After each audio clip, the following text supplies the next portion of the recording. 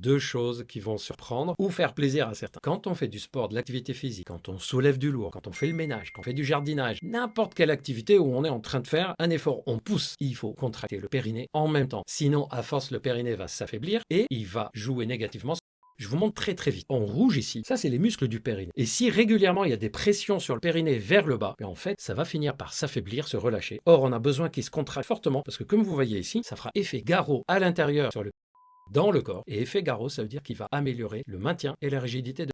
D'où l'importance de penser à contracter le périnée quand on fait des efforts où on soulève, que ce soit au sport ou dans la vie de tous les jours. Le sport est excessif. Et oui, plusieurs études ont montré que le fait de faire du sport améliore la fonction.